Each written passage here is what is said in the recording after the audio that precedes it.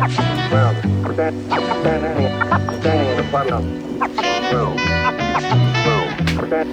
guys, it's your girl Yummy.com. Thank you for coming back, staying tuned, joining me. This is another Tipsy movie review. It is actually a movie that is in actual theaters, so I can't show you a lot of clips like I usually do, and that gets me, you know, copywritten all the time. I can't do that, but I had to talk to someone about this movie because it was amazing. It was amazing, and if you can't tell by my look, by my bagel, by my jewelry, by my studded pearls, I am talking about Everything Everywhere All at Once.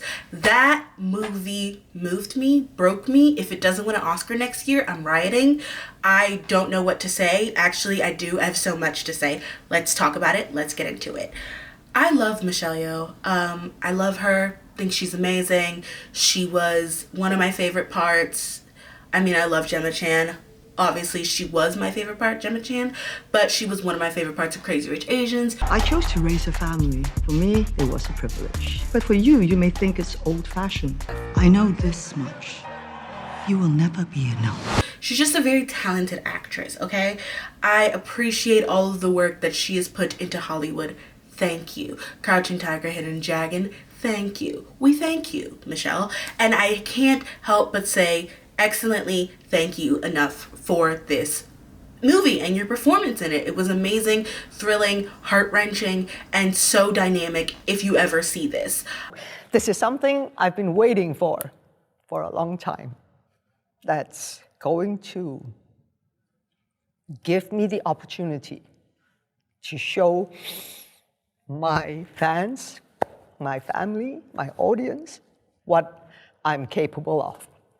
To be funny, to be real, to be sad.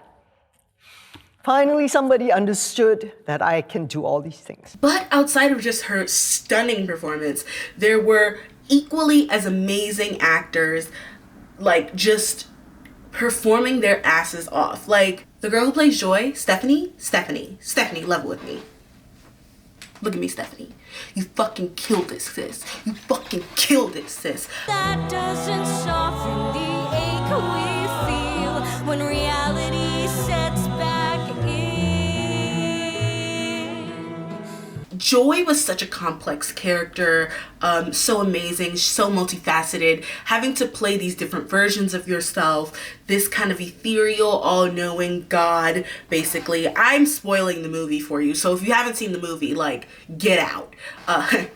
Jordan Peele was amazing. Like, she really performed her butt off. I've never really seen her in anything, and I want to see her now in everything. I'm not gonna lie to you, when I saw the trailer for I actually walked in not seeing the trailer.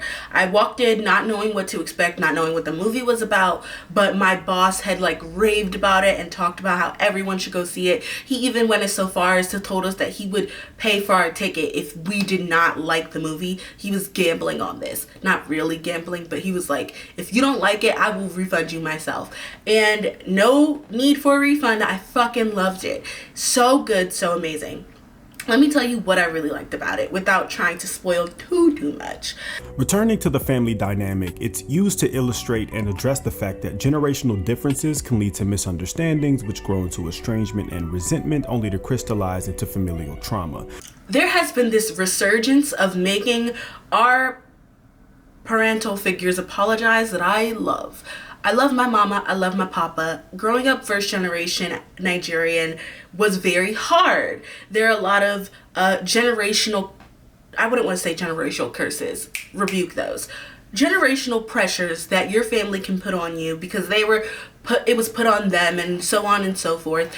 And there's been a lot of talking about that, especially in animation. We all know, Encanto we all saw, we cried, we felt. Abuela was a bitch for the first half. Because of you! I don't know why you weren't given a gift, but it is not an excuse for you to hurt this family. Oh, look, this family, you're the one that doesn't care. You're the one breaking our home. Don't you ever! The miracle is dying because of you. And then we grew to love her and understand that it was generational pressures that kept going down and made Mirabelle such a not know-it-all, but such a people pleaser. And in Turning Red, we saw it as well. We saw this generational need to please your elders, Ming, it's your mother. I'm not here. to make sure that you are fulfilling someone's dream, that you are the dream that your ancestors dreamed. And yes, while that is super important to always be moving forward, creating generational wealth, it also can be super pressuring and can determine your stereotypes. By stereotypes, I mean personalities, and make you into a people pleaser and make you sad all the time because you feel like you're not living up to your potential. And then your mom calls you and you cry to her and you're like, I'm so sorry. And she's like, do better. And I'm like, ah. How could she do this to her own mother? Sorry, that got really personal. But there are a lot of generational issues. And this movie takes that as well and kind of flips it in a way that Encanto and Turning Red don't. Encanto and Turning Red really focus on the younger generation, breaking those stereotypes and molds and kind of reforming the older generation. I will never be good enough for you. Will I? No matter how hard I try. I'm so sick of being perfect. I'm never gonna be good enough for her. Or anyone. This movie more so is about the older generation gaining recognition of what their generational pressures have passed down. There is a beautiful scene towards the end with the grandpa and her. She's like talking to her dad for her daughter, and it's like so heartwarming. I cried. I saw it 3 times. I cried every time I saw that scene. It broke me harsh, but it really like gets that aspect and gets that thought process in within the whole series itself, and it really makes and breaks it could make or break the movie, but it makes it in such a profound way. It's amazing. Outside of, again, you know, talking about generational issues, it had a comedy to it that is rivaling the best comedians out there. Like, it felt like a Bo Burnham song. Like, it's like, yes, I'm learning, but it's fun. It's not fun necessarily, but it's entertaining as hell. Like, it's I love the idea of wrapping up entertainment with life lessons or with like knowledge and serving it that way. It's like serving a little bit of sugar with your cough syrup, or like, you know, a spoonful of sugar makes the medicine go down. You know what I mean? And that is like my life motto. That's what I've always chosen to do. It's why I make videos for the internet. I mean that, and I have a really big obsession with talking to people, and my friends are tired of me talking. But it's like this idea of giving a heartfelt, like a fable, an entertaining story wrapped in a life lesson. And the way that this thing goes about it is just in a hilarious, heartwarming, and wholesome. I take back that last H, but hilarious and heartwarming. Wholesome doesn't even start with the H. Girl, what are you doing? It was hilarious and heartwarming all at once, and it taught us all a lesson, and while still being a beautiful story. One of the reasons why I think I also really vibed with the way that the movie is made, I mean technically and like editing wise and like animation, because there's animations kind of, I don't want to say animations, but like graphics that are in the story. I think one of the reasons why I vibed with this so much is because I grew up as a child of the late 90s watching Spice World and Josie and the Pussycats, which had a movie that was just basically nonsense, like just basically randomness kind of thrown together. I think that's why I vibe with Edgar Wright's directing style so much. He did Scott Pilgrim, he did Baby Driver, he did Last Night in Soho, and that last one, Last Night in Soho, really made me like, that's what I really felt with the, not necessarily the color palette, but with the use of color and of like objects and using those to make meaning and metaphor out of things. It was spectacular. So like, again, like it's already evolving into some of my favorite things. It's Turning Red and Encanto with the storytelling of generational for lack of better word, abuse.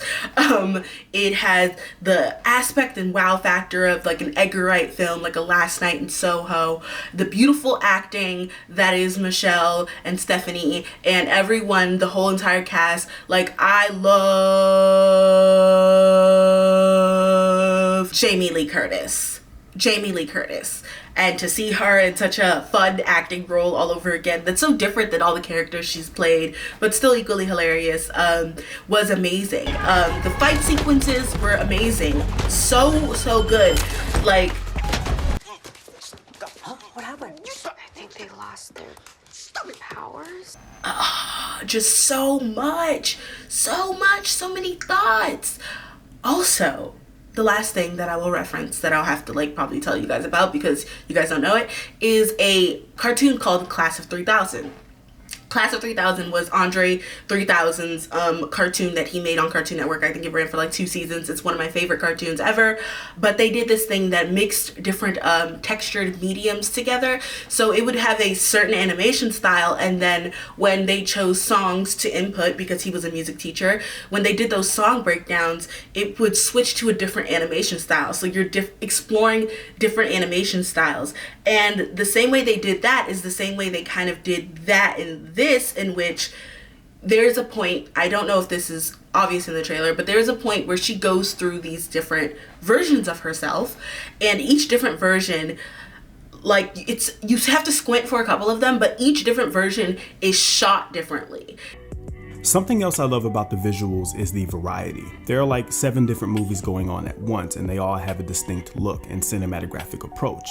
Sometimes it's as subtle as the aspect ratio going from anamorphic widescreen 239 to standard widescreen 185, or a lens change, and other times it's as drastic and noticeable as the Daniels and their crew going full Wong Kar-wai. Seriously, they use the unique step printing technique, you know, the weird slow-mo shutter speed thing, complete with lavish and rich set design with coordinating colors and textured, smoky atmospheres, and the off-kilter, one-of-a-kind framing of subjects that utilizes a ton of negative space in the frame, reminiscent of something like In the Mood for Love. And it is just a glorious homage that put a big, stupid, ear-to-ear grin on my face every single time it showed up. You see it the most obvious when she's having a conversation with her husband, and she's flashing through all these lives, and he's telling her this iconic line. I will give you a spoiler here. He's talking about like the love that they would have had in another life, that they did have in another life, but in this life they didn't have. And he has this beautiful line where he's like, I think I would have enjoyed doing laundry and taxes with you, so now I will associate laundry and taxes with love from now on. I'm gonna get me a man and have him do laundry and taxes with me. But you see all the different ways that you can shoot and all the different styles of shooting. That version of them is kind of like an old noir film. Like, it's just the different organic shots that they've put together are insane. And yes, this movie was made by the same people who made the music video Turn Down for What.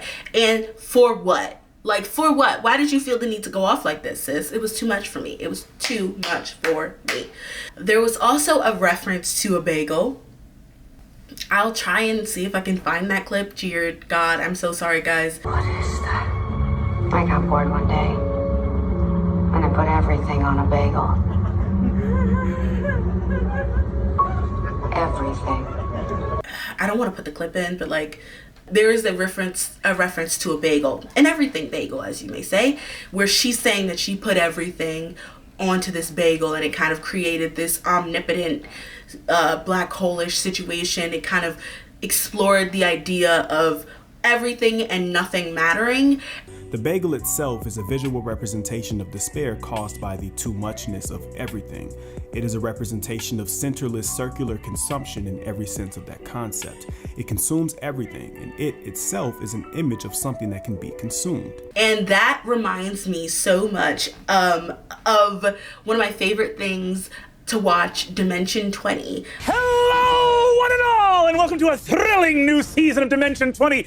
Dimension 20 is this, again, I'm referencing more shit you don't know, but Dimension 20 is this Dungeons and Dragons show on Dropout TV, and they go through these different campaigns. One of the campaigns that they go through is called The Unsleeping City, and it is based in like a magical New York. Like, it is New York, but there is a magical side that we can't see. We follow the wind in sort of early to mid-December morning in New York City.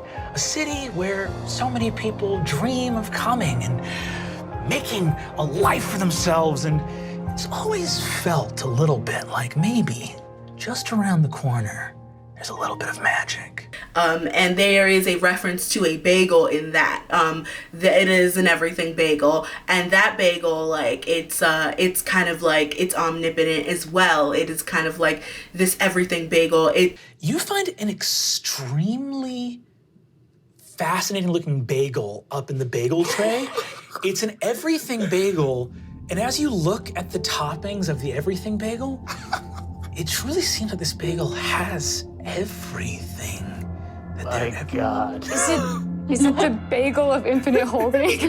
Turns out in that, not in this movie, but it turns that if you shake the bagel toppings off, you can see the future in the poppy seeds and stuff. And if you eat it, you become kind of like this omnipotent creature that is just one with the world, but you don't exist outside of yourself. And I'm not saying that is what happens in the movie, because no one eats a bagel in the movie, but there's kind of this reference to that as well that just like threw me and knocked me on my ass, that I was like, oh my God, Dimension 20, what have you done?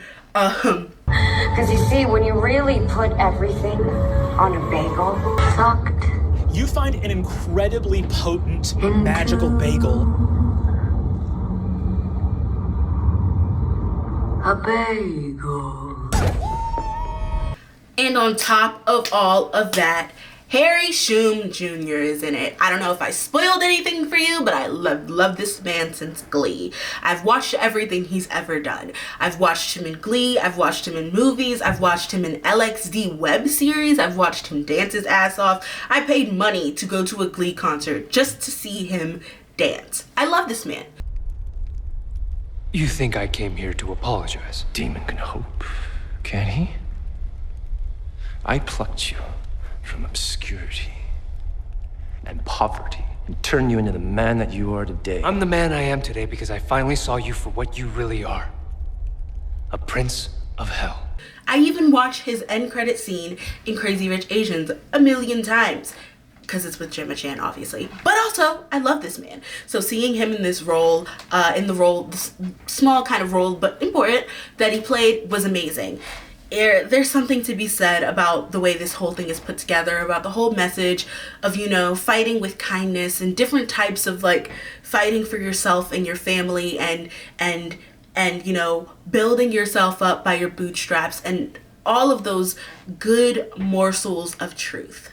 Places I could be. I just want to be here with you. I can say nothing, but you need to go see it your goddamn self. Like, you need to go watch this movie right now. If you have to stop this video right now, because I'm probably almost done, you should stop it and go watch it. It's amazing. It's beautiful. It's an art piece. And again, if it doesn't win an Oscar next year, I'm gonna be pissed. Another and the last thing I will talk about is something that is very important to me, but I feel like it's not important to a lot of people. But I'm talking about costuming. With the different versions, there are different looks that go with the different versions, or with the omnipotence, or with the wildness, the craziness, the kookiness.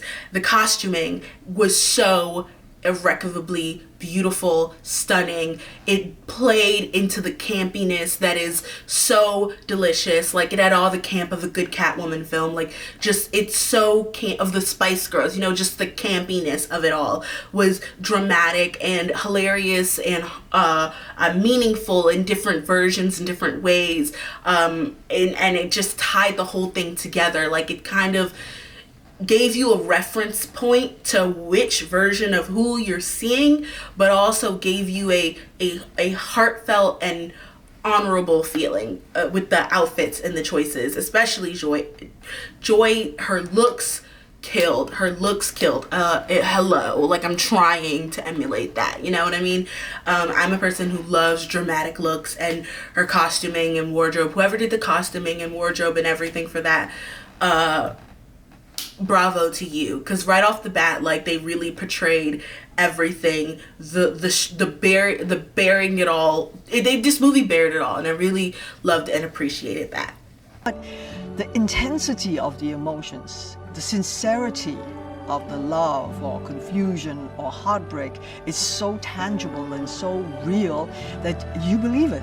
With that being said, I think the drink that I have to give this, because it was so amazing and just filled me with a new life is the Corpse Reviver 2. The Corpse Reviver 2 is a drink that has absinthe and gin, and I typically don't like it, but when I drink it, I'm like, yes, it's what I needed.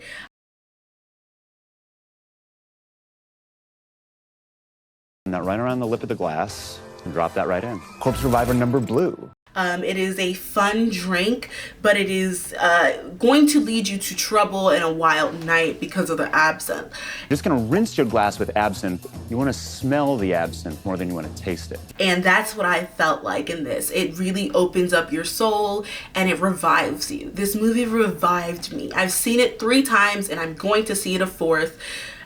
It's amazing. That's all I have to say. It is a corpse reviver, truly. And thank you to everyone who had anything to do with this. All of the acting is breathtakingly great. It's like Parasite in that way. From the big actors like Jamie Lee Curtis to the extras, everyone is at the top of their game. And to close, I'll quote the Daniels directly from their beautiful note to the fans entitled Miracle Work. Quote, "We hope many of you see yourselves in the characters. We hope you laugh, cry, and throw your hands up and enjoy the ride in a theater full of strangers. We hope it gives you the beginnings of a vocabulary for better understanding the too much and how to exist in it. But most of all, we hope after you watch it, even if you agree we didn't quite reach our goal of including everything, that at least you feel included in this giant, messy group hug of a film. Everything, everywhere, all at once is a cinematic miracle."